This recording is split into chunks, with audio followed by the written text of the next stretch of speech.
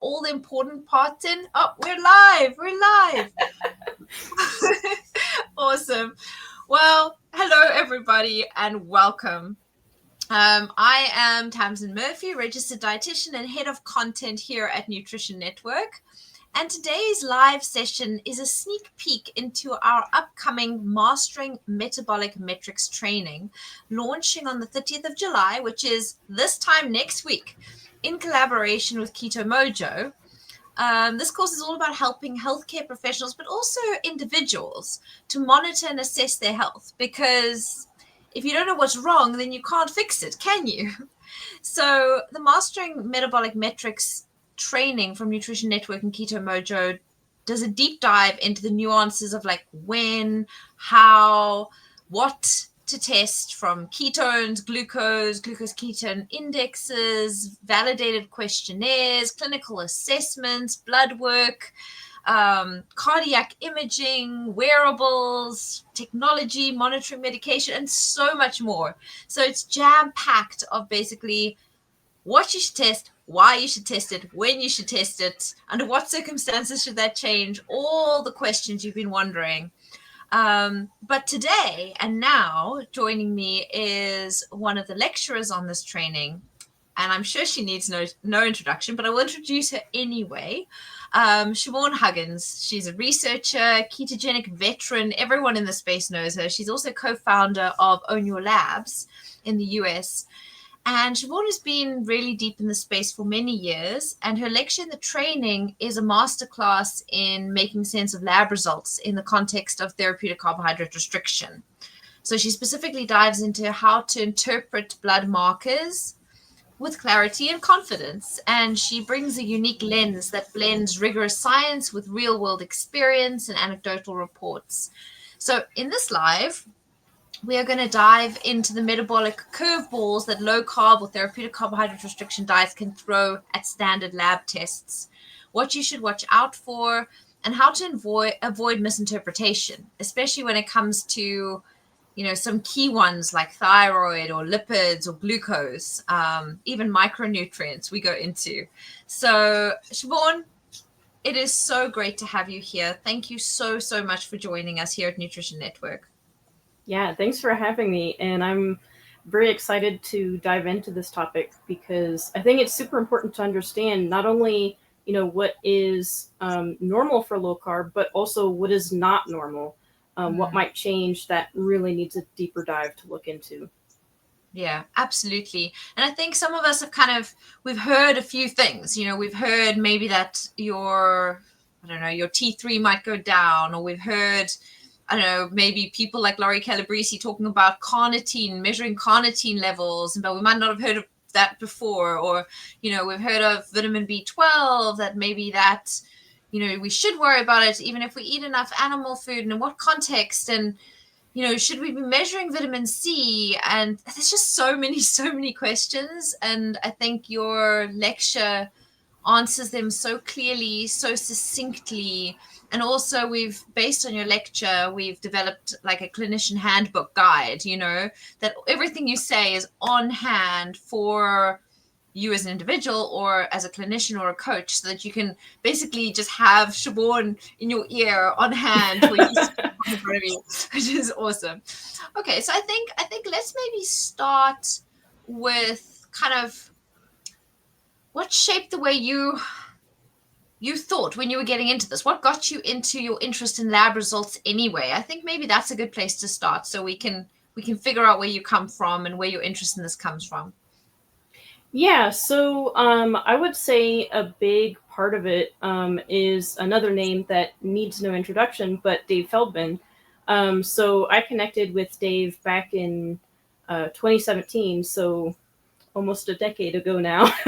And he was doing a lot of self-experiments, and I ended up becoming a part of that. I ended up replicating some of his experiments, doing some of my own, and doing a lot of lab work while going through all of that. But then the other big portion was just talking to people who were on ketogenic and low-carb diets. They didn't know what was normal. There's not like a low-carb reference range they can consult. Their own doctors had questions. Low-carb practitioners had questions. There was just this huge amount of discussion in terms of how do we even approach this, because you don't want to go in and disregard and say, well, as long as you feel great, nothing matters, because there are still issues that can come up that really do need intervention.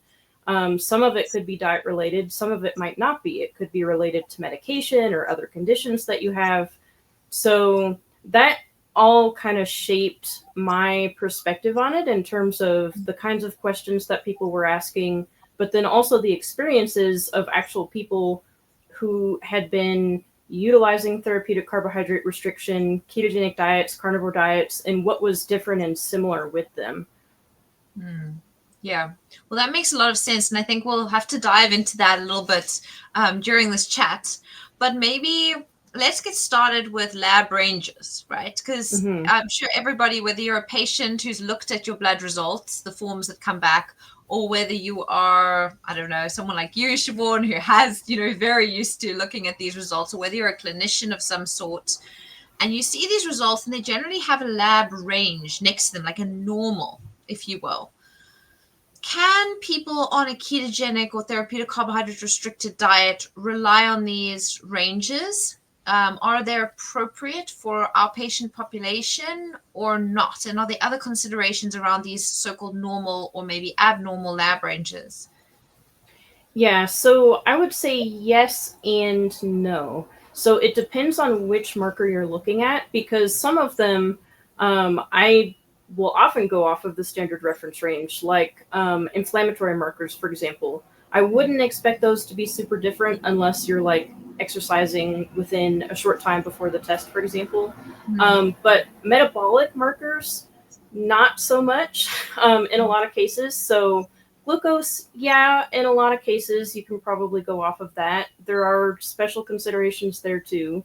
But things like LDL, then it gets kind of tricky. So, and thyroid markers too, because that has a lot of influence from metabolic context. So it is something where you kind of have to put together an understanding of, what's probably going to be different, what's probably pretty similar. And that's why we have a course on it, because it's complicated. Exactly. It is. And that's exactly why. So you also, beyond just the metabolic markers that need to be seen in context, you also in your lecture emphasize certain things that need to maybe non-nutritional, or some of them are nutritional considerations around the actual blood draw as well. For example, how long should you be fasted before getting your blood draw? What should you be consuming or not be consuming before a blood draw? What should you be doing and not doing before a blood draw? Can you tell us a little bit about preparing for a blood draw before you get your labs tested? Yeah, so this is a big discussion. I spent several years talking to people about this because I was helping out Dave on his blog site, cholesterolcode.com, and people would come in and want to talk about their lipid markers in the context of their tests. And we ended up identifying different patterns of people showing up and being like, okay, something is weird here, because, they might have high triglycerides, but their insulin levels are normal, their HDL levels are normal, and it's like, okay, there's something else going on. And we would just do this back and forth of, okay, what did you do in the days leading up? And one of the things that came up, which is part of a larger discussion, is fasting versus non-fasting. So in the general space, even at like cardiology and lipidology conferences I've been to, the norm is kind of fasting versus non-fasting doesn't really matter that much, even for lipid markers. It's more convenient for the patient. You can have them do non-fasted, which may be true if they're on a high-carb diet. The problem with that is we have seen people on low-carb, keto, carnivore diets who go in non-fasted, and their triglycerides are like 250, 300, and it's because they just had a fatty coffee or a fatty meal, and they're now trafficking those triglycerides in their system. And it's like, oh my God, why is it high? And it's like, well, you're on you just ate a whole lot of triglycerides. I mean, Yeah, it has to get through the body somehow. It's not going to sit in your gut until you get the blood draw and it's like, okay, now we can push this through. Um, so that is one thing that has come up is fasting 12 to 16 hours. And then I also tend to talk a lot about the water only aspect, because another thing that came up was sometimes when people had something like coffee during that fasting period or caffeine in general, again, their triglycerides would be high. And it's not consistent, I would say. It does seem to vary a little bit, but we do know that caffeine itself is lipolytic, so it helps release fat from the fat cells. So again, you're pushing that into the bloodstream, which might show up on your results. Some people, I've spoken to some type 1 diabetics, for example, who've said it impacted their blood glucose. Coffee in general has other metabolic compounds in it. So again, just to prevent that potential interference, it's easier just to do water only. Even though I've spoken to a lot of people who are like, can I just 1 cup? And it's like, I mean, you have to weigh that versus something comes back abnormal and then you have to go back and retest and see if it was just the coffee. Yeah. Maybe forgo your coffee this morning before your blood draw. You know, as hard as it might be preferable to having to go back. And Siobhan, what about things like physical activity or supplementation? Does that also impact blood results? Yeah, so it can. And this isn't exclusive to a low carb context at all. There's actually papers published on this where high intensity exercise for up to a week before the blood test can impact things like AST and ALT, which are liver markers. But they're liver markers because they're enzymes that are found in the liver, but they're also found in muscle. So muscle breakdown from exercise can also elevate them.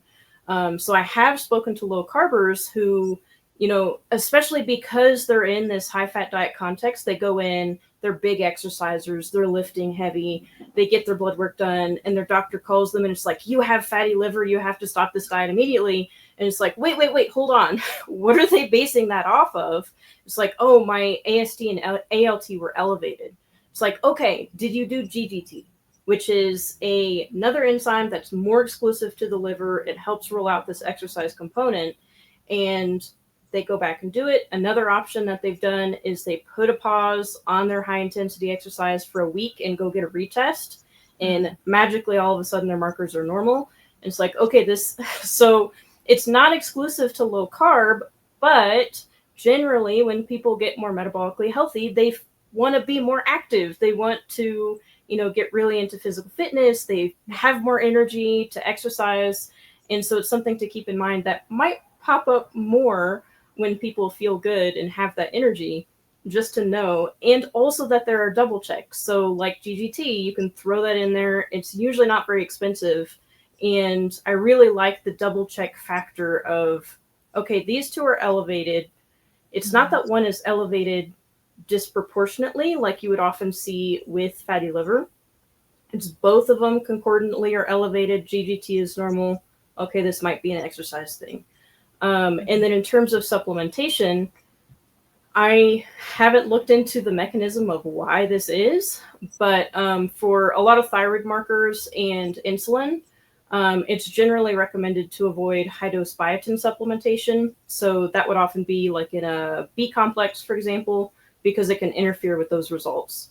So I haven't looked into the mechanism, but on like the lab sites, they're like, don't do this for 72 hours beforehand. Wow, 72 hours. So you almost actually, biotin's also included in a lot of multivitamins. So even if it's not a B complex, which a lot of people take, if you just take your multivitamin, 3 days leading up to the blood draw, even if it's the, second last day, it can still potentially affect your thyroid results. That's crazy. So I think these are really, really, really important considerations. And it's amazing to me that more clinicians don't know this and don't tell their patients before referring them for a blood draw not to do these things. They just say, don't, eat or drink anything from the night before, and then you go. They don't tell you any of this stuff. It's crazy. Yeah, and I think part of it is the metabolic health practitioner aspect where they are more keyed in even beyond the reference ranges. And then some of it is the low carb aspect. So there are individual differences there. Like with the fasting versus non-fasting, a lot of practitioners probably aren't going to know that because they're so used to it not mattering with their higher carb patients. So maybe triglycerides will come back a little bit elevated, but it's not going to be outside the reference range, so it doesn't get flagged, so they don't really pay much attention to it. Yeah. Okay. Well, let's move. I know we got limited time in this kind of platform, and I know everyone's going to want to know all the information. I also did want to say that if anyone who's watching, I see we have got someone. T-Champ says, what would cause the ALT and AST to rise, indicating inflammation in the liver?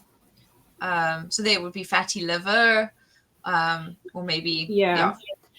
And the differentiator is, like, typically we use ALT and AST to evaluate potential fatty liver. And the reason for that is that with fatty liver, there's liver damage and inflammation coming along with that. And then ALT and AST are released.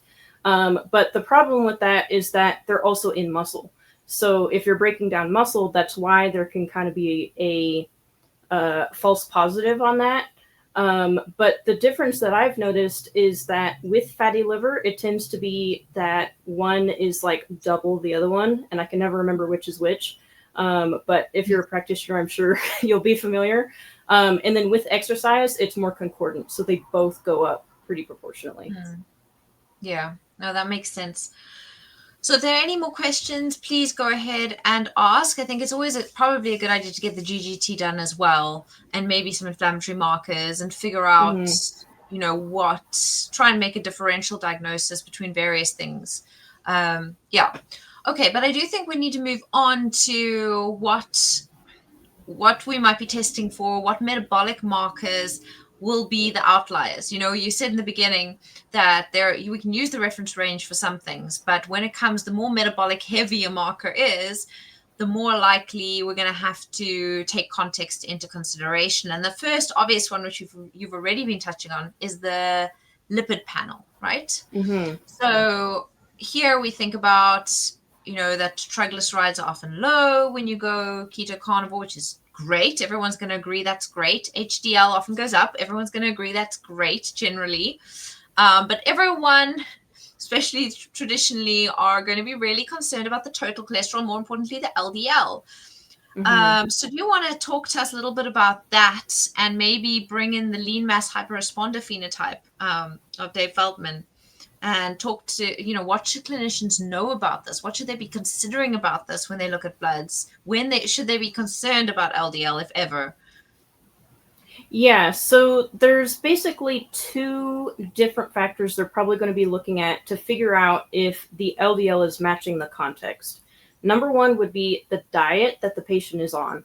So typically, the lower the carb, the more it's going to be impacted alongside the other factor, which is actually their body composition.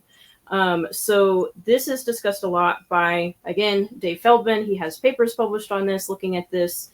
But the lower the body fat plus the lower the carb, typically you're going to see that LDL come up. And in normal weight to lean, and then, keto to like carnivore zero carb, you may start to see this lean mass hyperresponder phenotype, which is HDL probably going to be 80 milligrams per deciliter or above, triglycerides 70 or below, and then LDL 200 or above. And as soon as someone sees that over 190, at least here in the US, they're immediately going to think this is genetic. We need to, jump on this right away. And first off, it may not be genetic, especially if the patient is low carb and lean.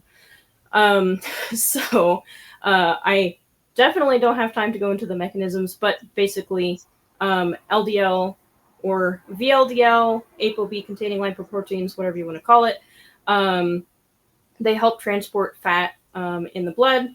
Fat is not water soluble, so it has to be packaged up. And we use VLDL to do that. And then as they drop off that cargo, they get smaller and smaller, and then they become LDL.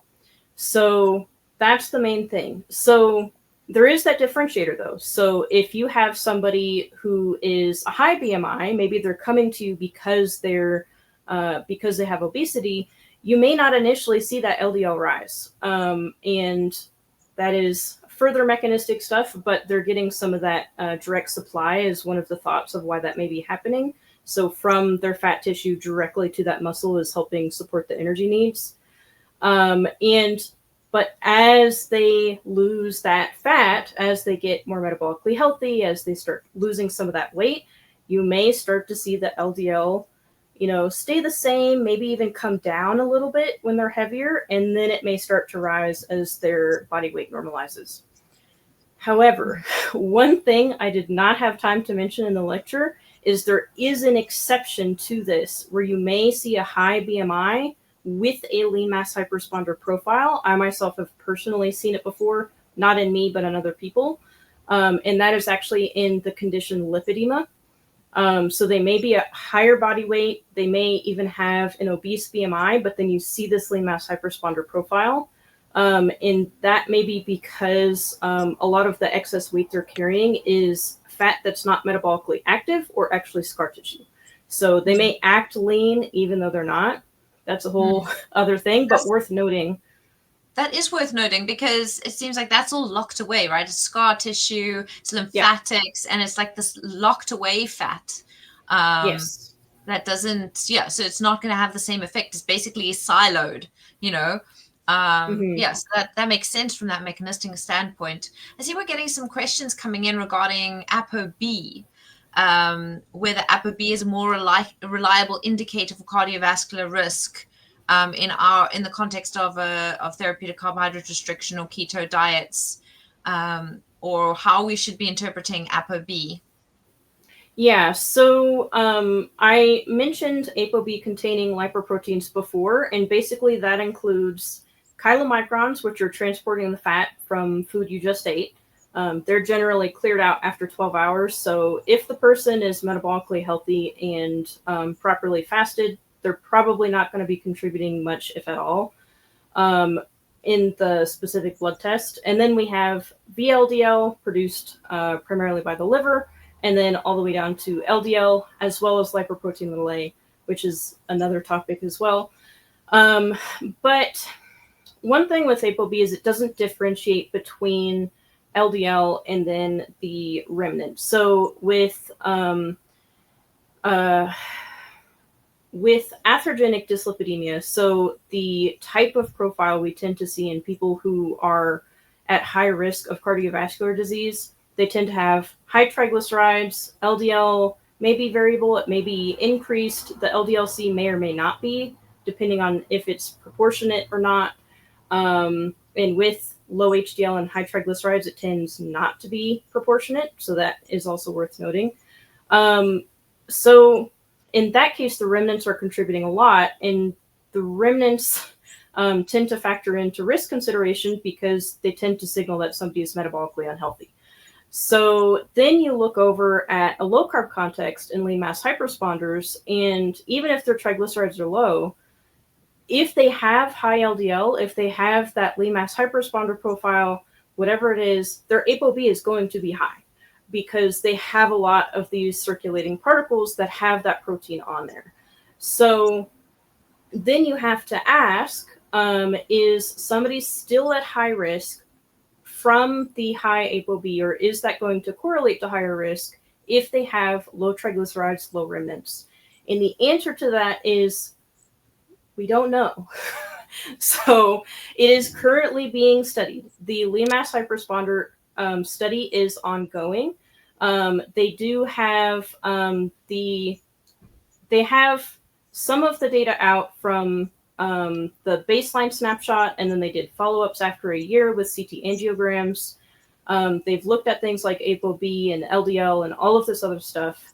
I would highly recommend you go watch the presentations that Budoff and Dave Feldman have given, but it's an ongoing research area.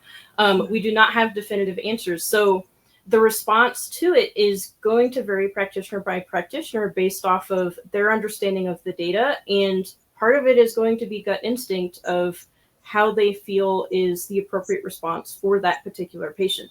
So even within the same practitioner, the response to one patient who has, a family history of early heart disease, they have current disease, whether it's from prior to the diet or not. How is that disease progressing? Is it stable versus is it not? Do they have other things going on? Like maybe they have an inflammatory disorder or an autoimmune disease that may be contributing to risk.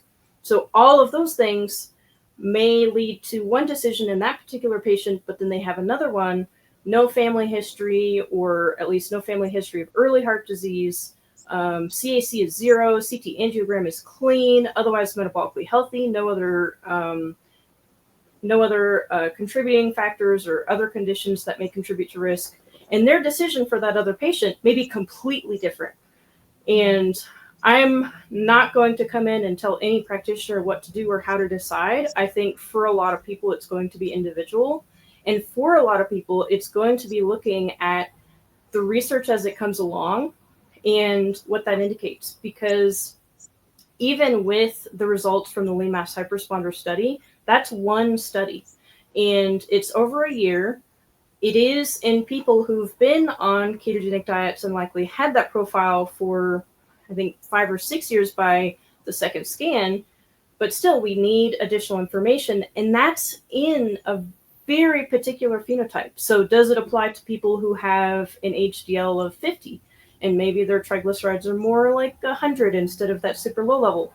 Does it apply to people with a history of diabetes who are currently in remission, but may have been at a much higher risk prior? These are all open questions, and I want people to explore them. I want people to think about them, and I'd like to approach it with curiosity is the main thing. Yeah, rather than assumptions without the data to support it at this stage. So for people who are concerned, they've gone onto a therapeutic carbohydrate restricted diet, whether that's carnivore, keto, whatever form it's in, and let's say they find that their cholesterol does go up, as does their ApoB, but they are losing weight, but they're still overweight. For example, maybe things are looking better, but not amazing yet. Would you suggest that they go get a calcium, coronary artery calcium scan? Would you suggest what kind of other differential kind of tests could doctors be sending their patients for, do you think, in order to determine how at risk they really are, seeing we just don't seem to know right now? Yeah, so the number one thing I would say is, even if you don't think you're going to be following a ketogenic or carnivore diet long-term at the moment, like I'm just going to try it out for a month and that's all I'm going to do not fall into that trap, because there are a lot of people who are like, I'm only going to do this for 30 days as a challenge and then I'm going back to whatever. And they end up feeling so good that, 1 month turns into 1 year, turns into a decade. So I would say as early as possible, preferably before you even start, work with your doctor to get baselines done so that you know where you're coming from. So is there pre-existing disease? If so, where is it at? Where is it located? Is it, throughout the heart? Is it focused in one area? And then after a year of a ketogenic diet, after 5 years, after 10 years, you can get repeat scans. So that could be a CAC for, middle age and up. If there's a higher risk context, that family history, the doctor may work with you and say, we kind of really want the CTA on this one. Because the difference between those two is they both look at the calcified plaque, but the CTA will also look at soft plaque, which is like the fresher type of stuff. So it'll look at both of those, and then you can repeat again after, if it's 0, maybe you want to repeat after 5 years. If it's higher, maybe you want to repeat after 1 year and just see how it's doing. Because I have known people who've been like, I've been on a ketogenic diet for 8 years. I'm going to get my first CAC. And then it comes back as a non-zero, and they have all of these very stressful questions of, was this from my previous diet where I was very unhealthy for 50 years? or is it from the past time that I've been on this diet? Is it rapidly progressing? And then they have to go through this other stressful period of waiting it out a year and then rechecking to see, is it stable or is it not? So get baselines done. Please do me this favor. It will save you trouble in the long run. And yeah, so the main two that I see for that kind of baseline point to get that really good data is CAC or CT angiogram, depending on the concern level, how in depth they want to go, and of course factors like is it covered by insurance, or are they paying out of pocket? How much do they have to go towards that type of thing? And then the others for following more frequently, I would say some physicians like to use CIMTs, which is carotid intima media thickness. It's just an ultrasound on the two arteries in your neck, and it's looking at the thickness of the artery.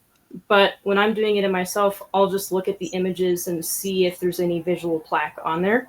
The thickness, the trick with CIMTs is it is actually a person drawing a line from one point to another. And one thing I've noticed that some technicians will do is they'll ask if you have a history of high cholesterol, and then you're introducing bias in there. It's like, can I answer that question until after you do the measurement? So I'm not biasing you in any direction. But I'll just look at the images with my doctor and see if there's any, you can see it on there. It's like little bumps within the artery. In that one, because it's just an ultrasound, there's no radiation or anything like that. You could get those pretty frequently throughout the year. And if there is plaque, is it stable? Is it progressing? Is it regressing? Is there any stiffening? Is there stenosis in there? And then how is that going the longer you're on the diet? So I would say those are the three generally that I see people looking at. And then in terms of the blood work aspect, there is like looking at inflammatory markers, making sure other conditions that are higher risk are well managed or hopefully put into reversal, like diabetes or autoimmune disease. And then glyc-A, I have seen growing in popularity slowly over time. It's not a singular marker, it's actually a composite. But basically what it is an inflammation and oxidation marker. So might be looking at that to make sure the overall environment looks good. And then, of course, metabolic health generally. So do you have metabolic syndrome? If so, can we get you over to a place where that's not true anymore, and hopefully keep you there? Yeah, absolutely. And what about the whole particle size thing? You know, large, buoyant, small, dense. I see that Daniel's asking a question about that. I know where I am, that's not a very readily available test for people that are non-researchers. So I don't know how applicable you feel that is. Yeah, so in the US, you can actually order it privately. So you could go to resellers and order it in a lot of places, but it's also not super expensive. It is it is more expensive than just a standard lipid panel. I have done a fair amount of NMR lipoprofiles myself. Dave has done way more than me. But the thing that comes into it is that we realized after several years of doing that the results were very predictable based off of the lipid panel. So, you know, if HDL is high and triglycerides are low, then your LDL-C, your LDL cholesterol is probably going to be proportionate to your LDL-P. So basically, if you get a standard lipid panel, you see HDL is above 50, triglycerides are below 100. Take your LDL-C and multiply it by 10, and then do a plus or minus 15% on there. That is probably what your LDL particle count is going to be. There are things that go into that. What you've been eating in the past week, intensive exercise like strength training, marathon running, if you're doing that for some reason, those can influence. I'm not a huge fan of running, but no judgment if you are, just to say it can impact the calculation there. But generally that is the pattern we've seen. So then the question becomes, do you want to spend, you know, $10 or whatever on the lipid panel and probably be able to guess what that's going to be? Or do you want to spend $70 to $90 on an NMR when, I mean, me personally, I could probably guess what it's going to tell me anyway. I will say there is an additional marker on, or an additional calculation on the NMR that I do actually like, which is the LPIR, or the lipoprotein insulin resistance score. So it's a calculation. It takes into consideration a bunch of different stuff that's measured through the NMR. So that is an added benefit to doing it. And another added benefit is some practitioners do really like to look at the particle count and make sure it's proportionate, and look at the actual value and all that. But for a lot of those people, still, if they see, if they have a lean mass hyperresponder as a patient, they do an NMR, and then they see that the LDLP is going to be probably around 1,800 to 2,000 plus on the LDL particle count, they may still not like that. So it may not make that big of a difference. So I think it just comes to individual preference on the part of the person being tested and on the part of their healthcare team. For some, it adds a lot of value because they like to see that they have the big fluffy LDL, so they like to see that it's proportionate, that it looks like what they expect it to look like.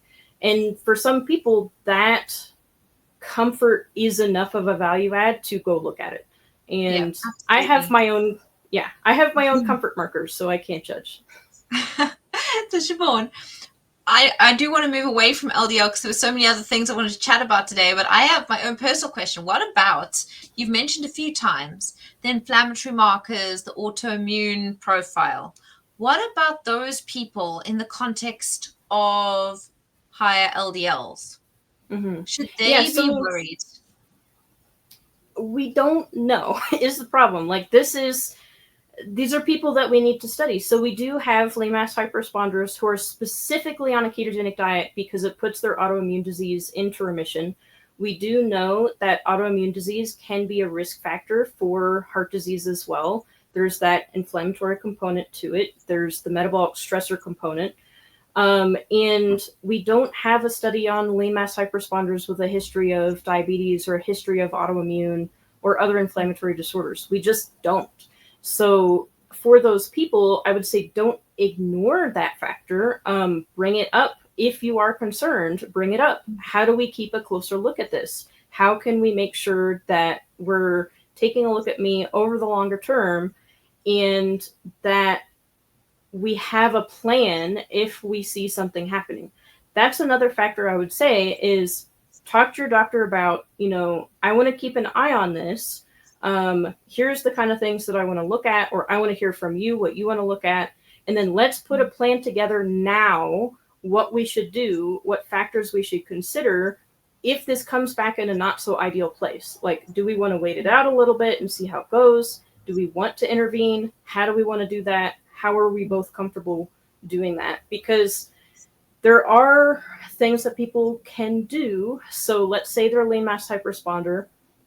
They know for a fact that it went up from diet. They have prior history before the diet where their LDL was more standard or normal. And so they know that's the factor that's contributing to it. So there are medication options that I'm sure most, if not all, doctors are aware of. But there's also the factor that if they can tolerate it, they could also add a little bit of that carbohydrate back in. For some people, that's tolerable. For some other people, it is not. So there are people on ketogenic diets for all sorts of reasons. They could be on it for psychiatric conditions. They could be on it for chronic conditions, autoimmune, all sorts of things. Some people may not be able to do that. But for some people, just bringing it up to 75 to 100 grams of carbohydrates per day, and they get that good kind of timing factor in where they're not eating the carbs on an empty stomach, then they may actually be okay with that, especially if they've been on a ketogenic diet for long term. They've built up more of that flexibility. Others, maybe not so much. So it is a discussion worth having if that is a concern factor of like, I know I have this other thing going on, and maybe I'm doing these scans and I am progressing. I want to do something about this. Here's something I'm comfortable with and I want to experiment with. So yeah, there are people I know who are on a ketogenic diet for mental health reasons, and they tried to do that in that specific context of, they wanted to bring that LDL level down, and they couldn't tolerate any amount of carbohydrate added back in. So yeah, So it's then, tricky. I suppose you've got to choose then an obvious benefit for a potential risk, and weigh it up and make an individual decision with your clinicians and your healthcare team to support you.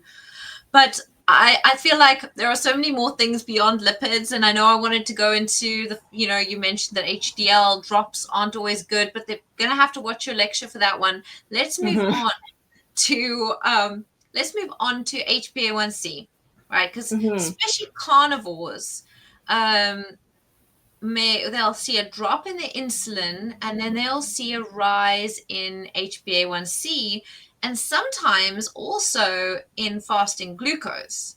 Then they get worried, right? Because they're eating very little carbohydrate. Really, often, sometimes if they exclude dairy as well, then it's maybe just in the muscle meat itself. What's going on there? Is it the long-lived red blood cells, as they say? But then what's going on with the fasting glucose? Maybe you can take us through your thoughts on that.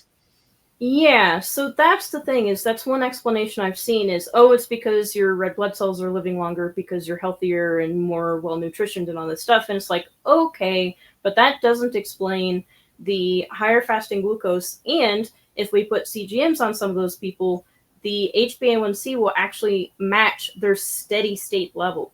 So their glucose is not going up and down wildly like we see with diabetics, but it is this higher steady state throughout the day. And then it's like, okay, that's probably not the explanation. Maybe it is for some people, but for others, that's clearly not really matching with what we're looking at.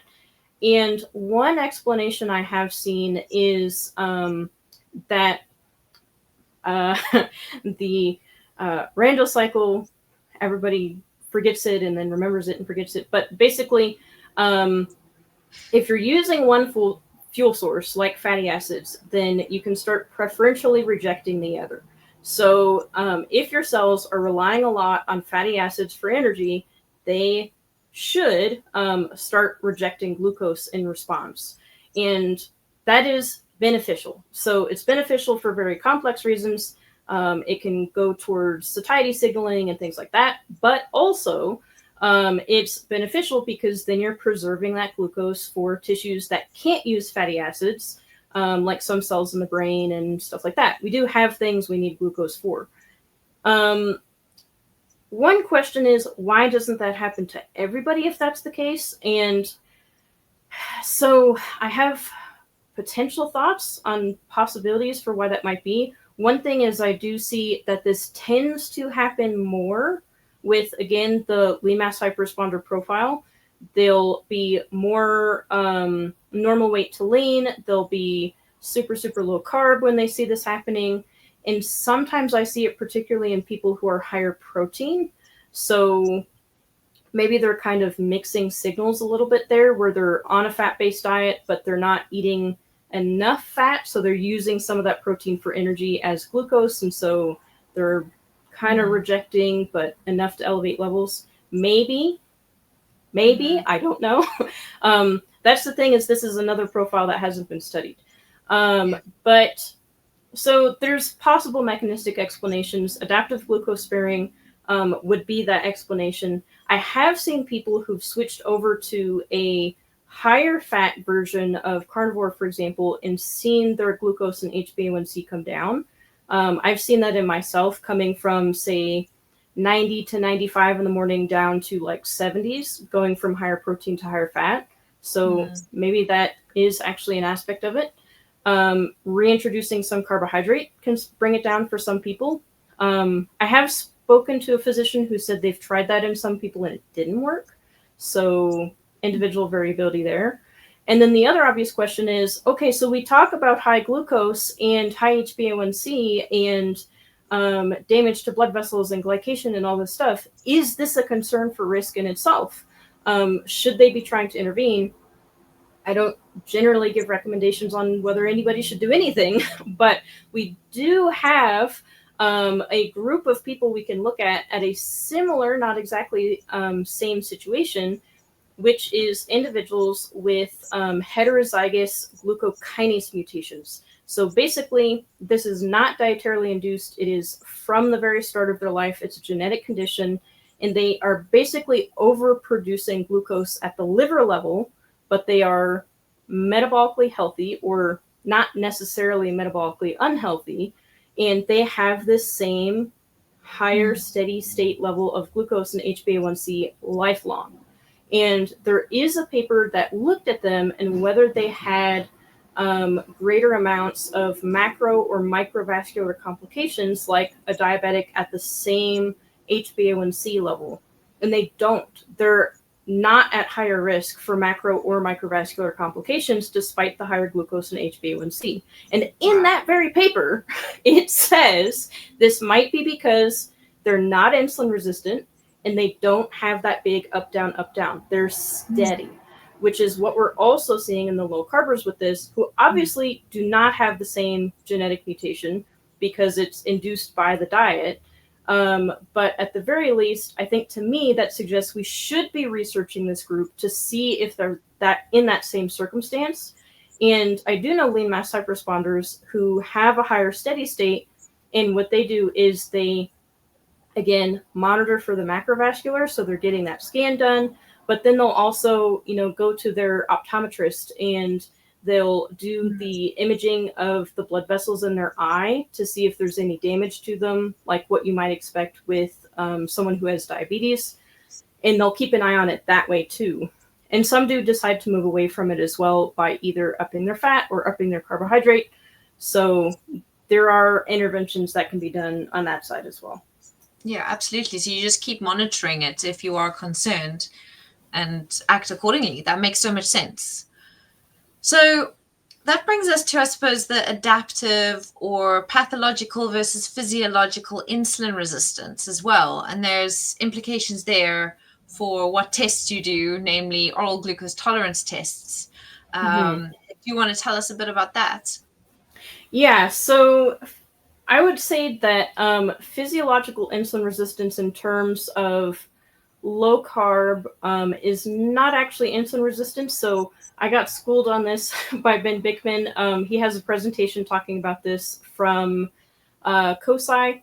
And so that's free and available to watch on YouTube. But basically, if you give somebody on a low carb diet insulin, they will respond accordingly. So it's not actually insulin resistance, it's that adaptive glucose sparing.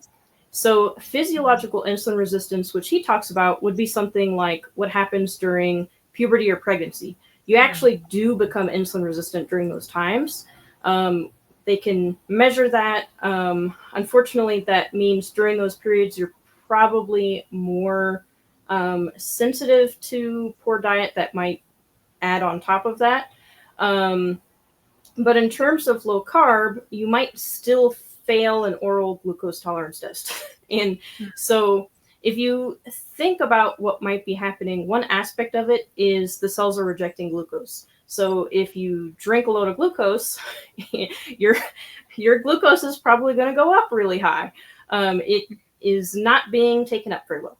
And then the other aspect of it that Ben Bickman talks about is because the body is so good at adapting to different circumstances with low carb, because you're not having that high carbohydrate stimulation all the time, you don't preemptively produce insulin as much.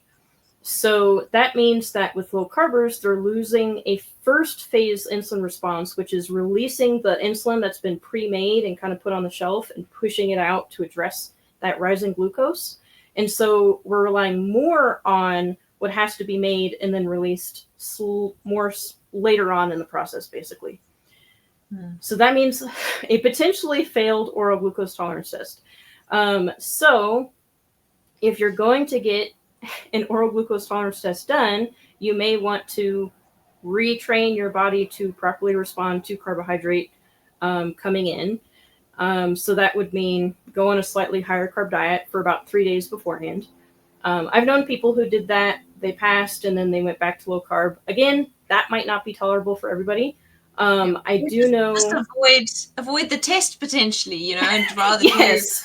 do other things like fasting glucose or postprandial finger pricks or something like that.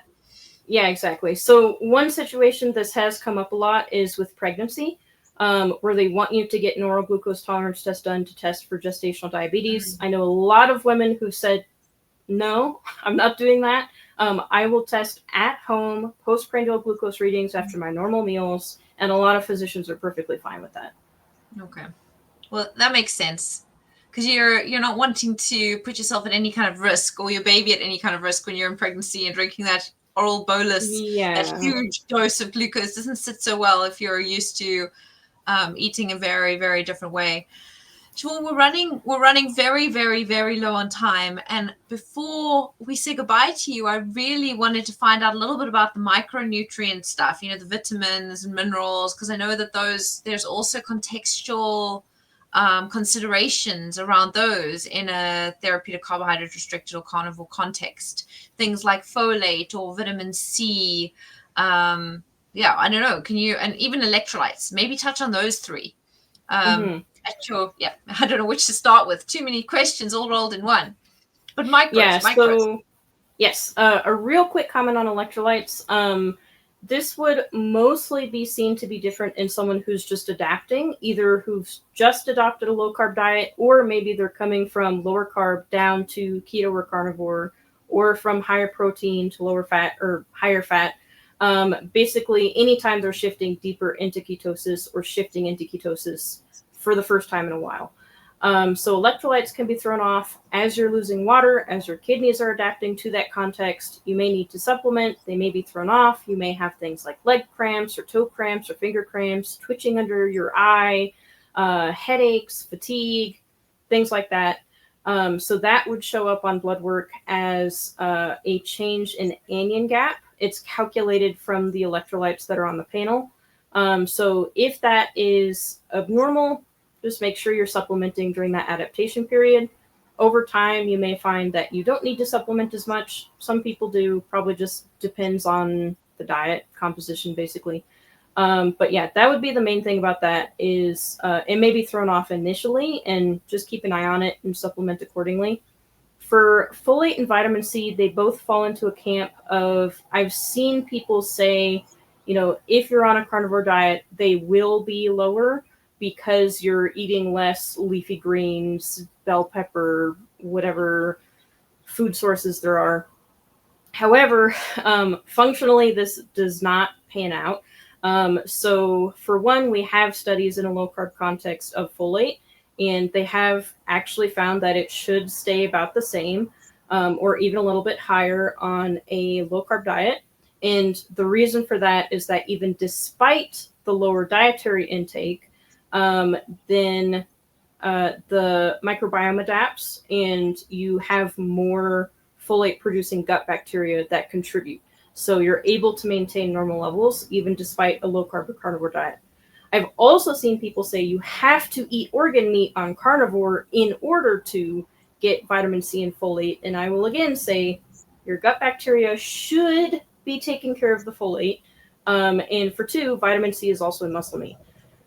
So it's at a lower level than bell pepper or a lot of plant sources, but Amber O'Hearn has done a lot of really great work looking into this, which is that in a carnivore context, vitamin C levels might be maintained because you have a greater intake of carnitine.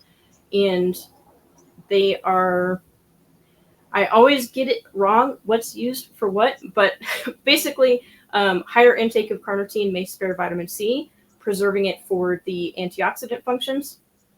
So, if you see a low folate or vitamin C in a low carb or carnivore, that's not a situation where you should say, oh, it's just a different dietary context. It's fine, especially if they have symptoms. So with vitamin C, bleeding gums, easy bruising, fatigue is one of the earlier signs of scurvy. That is a follow-up point for sure, especially if their blood levels are low. Yeah. So that would mean potentially supplementing, and then also doing follow-up work to figure out what else is going on. So with vitamin C, for example, are they not eating enough carnitine for that sparing effect? Are they on a medication that could deplete carnitine? or probably increased demand of carnitine, like certain seizure medication. Do they have a condition that is increasing oxidative stress and potentially increasing demand for vitamin C because of that? So those would all be potential follow-up points. And then with folate, it can be lower in inflammatory context. So do they have an underlying condition that may be contributing to that? Do they maybe have gut bacteria issues? So they're not producing as much as they should be. Those would be the two I would look at. And generally, so in the microbiome tests that tell you how much folate producing gut bacteria there is, it's something like 1.6 or 1.75 times the normal for a high carber is how much is in a low carber. So I've done gut bacteria tests and found, oh yeah, it's way above what they expect, but that's actually normal given my context. So those are also follow-up points on that side. So those should be normal and there should not be symptoms. And so if there are, try and figure out what is going on there. Yeah, absolutely. I think you've just taken us on a whirlwind tour of so much information. I would love to just sit and rack your brain forever, Siobhan. And I know that you cover even more in the lecture, such as you go into plant-based low-carb diets, for what that's worth, and what should we be considered? What are there any changes to how we interpret labs and all that kind of thing? We didn't even touch on thyroid during this discussion, which I cannot believe. So please go into that in the lecture, in Siobhan's lecture in the training, because she goes deeper into that. She goes into other micros and various other things, and then also you can kind of have it all on hand so that when you're sitting with the patient or if you're looking at your own bloods, you can apply these things, because it's really, really important. And there's so much to it, unfortunately, or fortunately, we like deep dives. But Siobhan, thank you for sharing some of your amazing knowledge with us, and your humility and very kind of reasonable interpretation of the research. I think I love that there's no zealotry, there's no very science minded, and I think we all really, really appreciate that here at Nutrition Network. And yeah, your work's really valuable, and thank you. And I see that a lot of people have been listening. Tandi Kunene, one of the dietitians in South Africa, she said thank you. And Daniel, who was asking all about the LDL and ApoB, says thank you so much. And Karen and T Champ, and so they all say thank you very much for this amazing talk.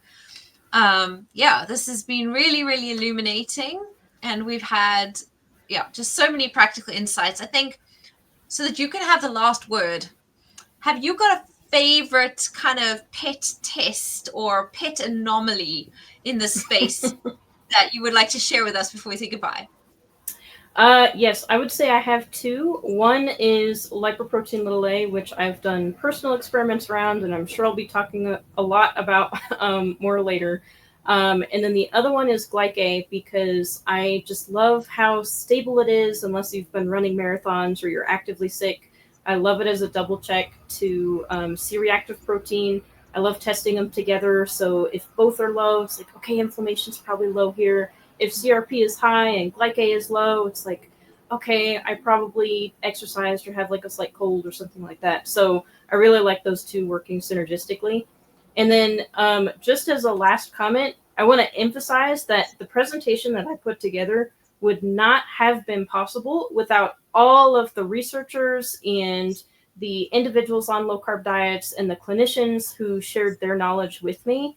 So it is a huge collaborative community effort distilled into one presentation.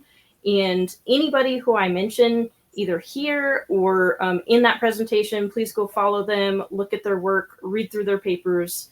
It is all super interesting stuff, and we're still continuing to learn more as we go. Absolutely. Thank you, Siobhan. And also, Siobhan mentioned the lipoprotein little a. So, in an upcoming training, which will be, I think, in a month or two from now, not this training, she's going to be talking on that topic. It's the cardiovascular disease training, which is way overdue, way overdue. All about cardiovascular potential risks, not risks on this diet. So, she goes into lipoprotein little a in that training. So, definitely keep your eyes peeled for that. Yes, So, so we're yeah, doing a little Marvel Cinematic Universe teaser trailer at the end here for what's coming up exactly. next. What's coming up next. I like it. Well, thank you so much for your incredibly valuable time and knowledge. And yeah, for those of you who would like to sign up to our Mastering Metabolic Metrics training, it is launching this time, Wednesday next week. That's the 30th of July. It's in collaboration with Keto Mojo.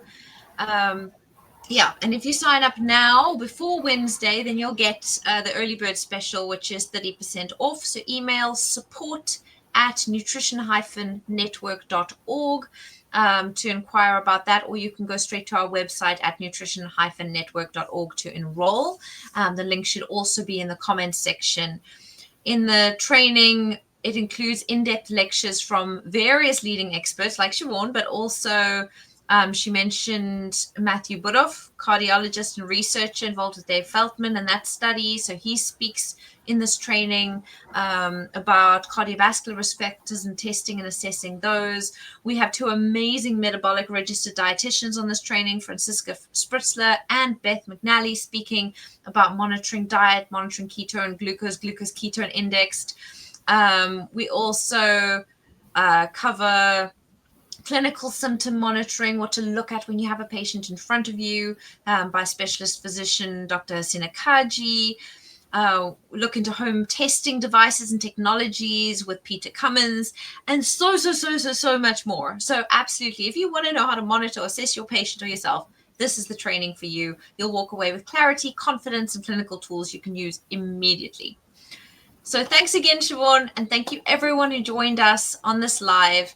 Please let us know in the comments section if what you would like us to cover next. See you soon. Bye-bye, everyone. Bye.